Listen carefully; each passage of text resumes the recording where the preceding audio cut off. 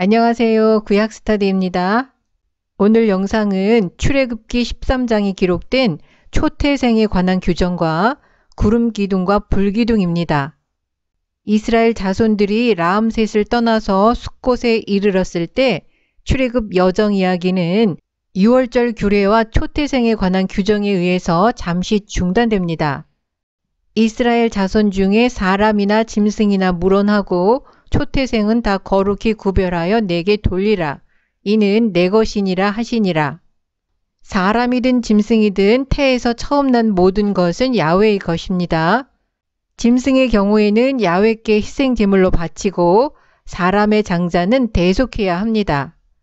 그 이유는 애굽에 처음 난 것들을 다 죽이시고 이스라엘을 애굽에서 구원하셨기 때문입니다. 고대 이교 문화에서 새로운 생명의 기적은 신의 선물로 간주되었습니다. 땅의 첫 번째 소산, 동물의 생산력의 처음 열매, 사람의 생식력의 처음 열매는 타고난 내재적인 거룩함을 수여받았다는 믿음이 널리 퍼져 있었습니다. 따라서 초태생을 거룩하게 구별하여 야훼께 돌리라는 규정은 이와 같이 널리 퍼진 고대의 이교적인 관념에 대한 논쟁일 수 있습니다. 초태생이 하나님께 속한다는 규정은 출애굽 때 행하신 야훼 하나님의 의지적 행동에 근거한 것이지 고대의 이교적 관념처럼 타고난 신성함에 근거한 것이 아닙니다. 이렇게 해서 초태생은 동시대의 이교적 관념과 관습으로부터 완전하게 분리됩니다. 이미 존재하는 고대의 관념에 새로운 역사적 의미를 부여해서 출애굽 사건의 기억을 영속화하는 역할을 하고 있음을 보게 됩니다. 민수기 8장 10절에서 18절을 보면 회막에 들어가서 제의와 관련된 봉사일을 맡기시기 위해서 레위인들을 구별하신다는 말씀과 초태생을 대신하여 레위인들을 취하셨다는 말씀이 동일한 문맥에서 나타납니다. 따라서 모세는 제사장의 직무 수행을 위해 초태생의 법을 세우라는 지시를 받은 것으로 추론할 수 있습니다. 미슈나 째바임에 보면 성막이 건축되기 전에는 희생을 드리는 성소들이 허용되었고 제의는 장자에 의해서 수행되었습니다. 성막이 세워진 이후에는 성소들이 금지되고 제의는 제사장 레위지파에 의해서 수행되었다고 기록하고 있습니다. 태를 여는 처음 난 남자는 아버지보다는 어머니의 초태생이 거룩히 구별되었습니다. 왜냐하면 아버지는 입증할 수가 없기 때문입니다. 다시 한번 무교절에 관한 규정이 언급됩니다. 모세가 백성에게 이르되 너희는 애굽에서 곧 종되었던 집에서 나온 그 날을 기념하여 유교병을 먹지 말라. 여호와께서 그 손의 권능으로 너희를 그곳에서 인도하여 내셨음이니라. 기념하여로 번역된 히브리어 원문은 기억하라 이 날을입니다. 애굽으로부터의 이스라엘의 해방은 개인적으로 집단적으로 이스라엘의 기억 속에 지워질 수 없게 새겨집니다. 기억은 여러 가지 방법으로 확보됩니다. 첫째, 출애굽의 달을 새해 첫 달로 함으로써 둘째, 6월절 절기 기념에 의해서 7일 동안 누룩 없는 빵 무교병을 먹음으로써 셋째, 처음 난 것들을 대속함으로써 넷째, 애굽에서 행하신 하나님의 큰 구원을 손의 기호와 미간의 표를 삼고 야훼의 율법이 입에 있게 함으로써 확보됩니다. 너는 그날에 내 아들에게 베어 이르기를 이 예식은 내가 애굽에서 나올 때에 여호와께서 나를 위하여 행하신 일을 인함이라. 또한 이스라엘 자손들은 자녀들이 묻지 않아도 주도권을 가지고 무교절의 의미를 자녀들에게 가르쳐야 합니다. 이것으로 내 손의 기호와 내 미간의 표를 삼고 여호와의 율법으로 내 입에 있게 하라.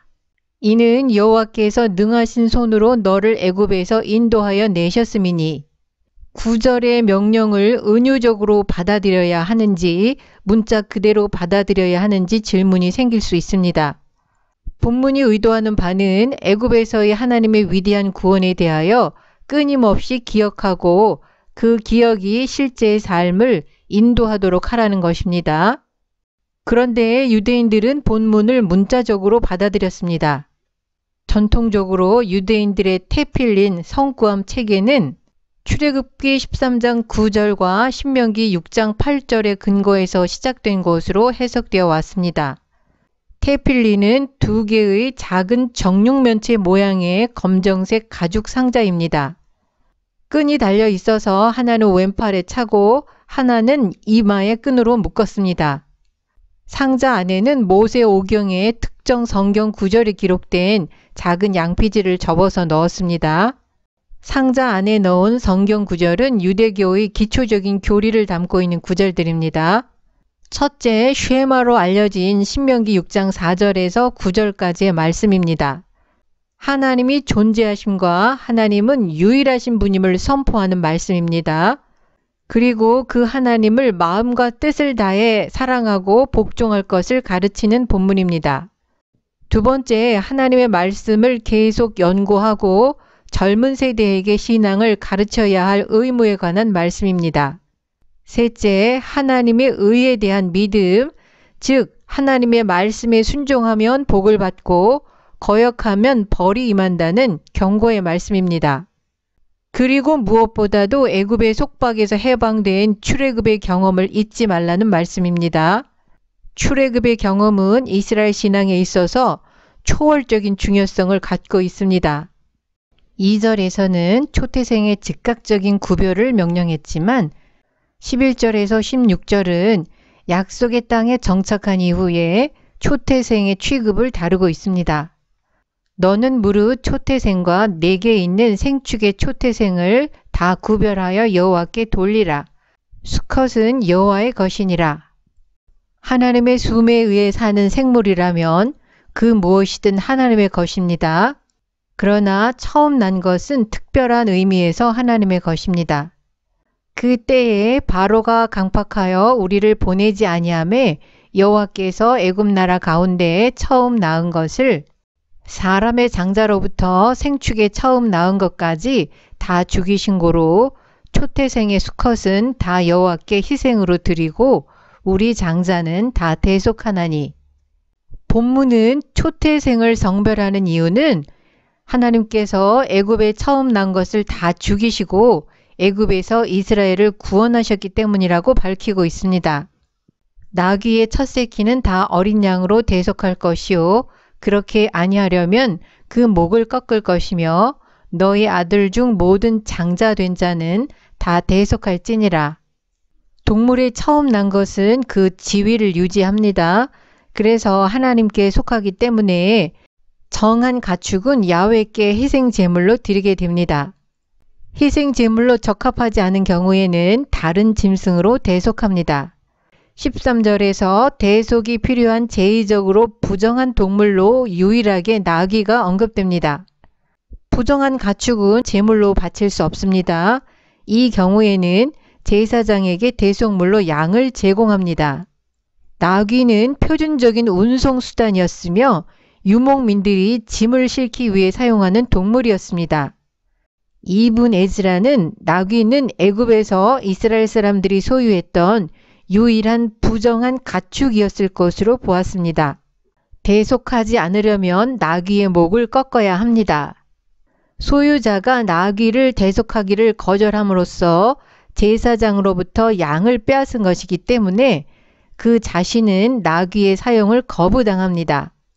목을 꺾는 예외적인 방식으로 도살하는 이유는 부정한 동물로 희생 제의를 드리는 것처럼 보이는 것을 피하기 위해서입니다.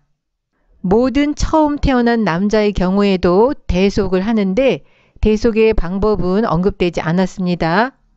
민수기 18장 16절은 장자가 1개월이 되었을 때에 옷3개를 제사장에게 지불함으로써 대속하는 것을 규정하고 있습니다.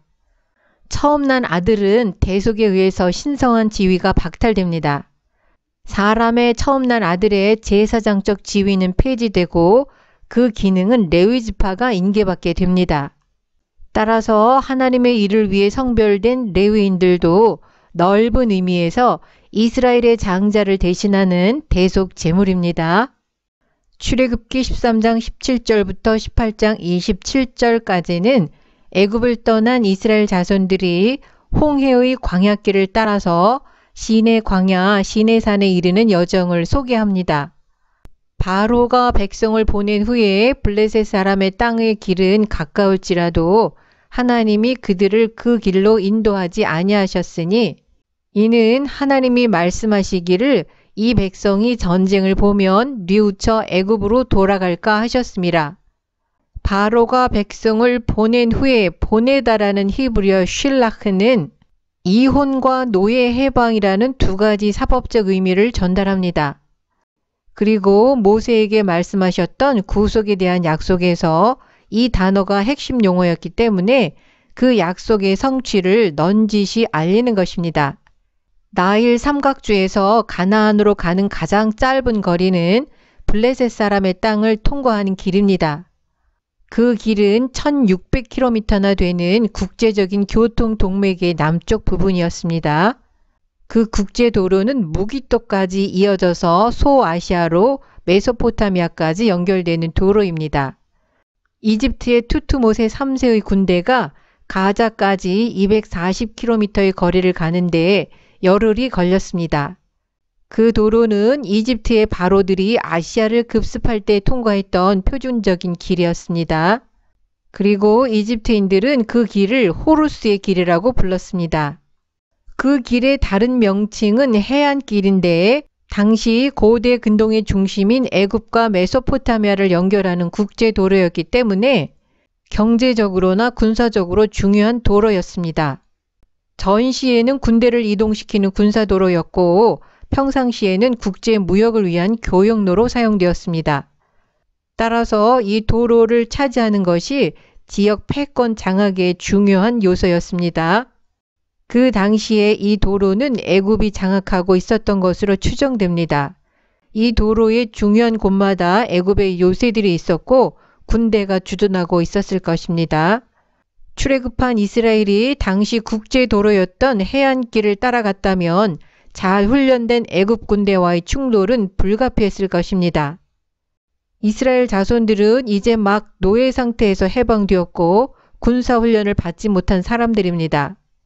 이러한 상황에서 이스라엘 자손들이 전쟁을 통해서 가나안 땅으로 가는 여정을 시작해야 했다면 그들은 낙심해서 모세와 아론을 반역하고 애굽으로 되돌아갔을 것이라는 점은 의심할 여지가 없습니다. 지중해 해안을 가깝게 따라가는 이 길이 블레셋 사람의 땅의 길, 곧 해안길입니다. 광야길은 시내 반도를 통과하는 파란색 길입니다.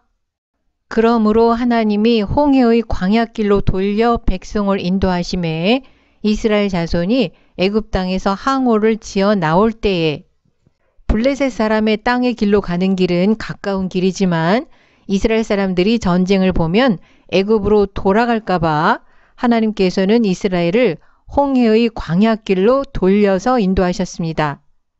블레셋 사람의 땅의 길, 즉 해안길이 북쪽을 향하는 길이라면 홍해의 광야길은 남쪽으로 내려가는 길입니다.